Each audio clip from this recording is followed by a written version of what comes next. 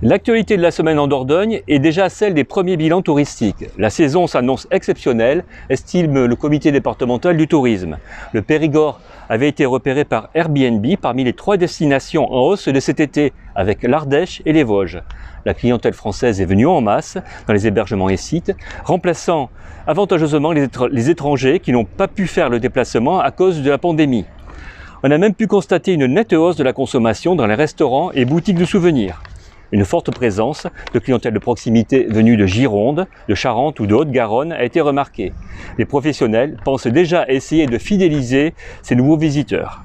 En Dordogne, comme partout, les touristes ont dû s'habituer au port du masque sur la plupart des marchés de plein air, mais aussi toute la journée dans les ruelles des vieilles villes, comme à Périgueux ici.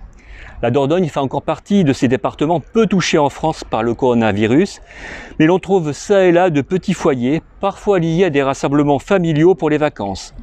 La multiplication des dépistages publics et gratuits révèle que le virus circule ici bien aussi, même si le nombre d'hospitalisations n'augmente pas.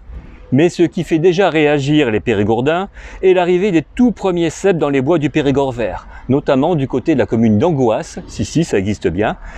Des champignons encore minuscules, sans doute nés grâce aux pluies des orages de début août, qui augurent de prochaines récoltes, surtout si la pluie revient dans les prochains jours. Le sujet va alimenter les discussions sur les marchés du Périgord. Enfin, en Bergeracois, une famille pleure Zouzou, son renard apprivoisé, qui vient de mourir à l'âge de 11 ans. L'adoption de ce renardeau, trouvé sur une route près du cadavre de sa mère, avait déclenché des années de démêlés judiciaires et un vaste débat sur les réseaux sociaux. Car en France, la possession d'animaux sauvages est très réglementée. Finalement, la famille avait obtenu gain de cause et Zouzou avait pu vivre sa vie de renard dans leur jardin. Il était même devenu la mascotte du club de football de Bergerac, le BBFC, qui avait affronté Marseille en Coupe de France.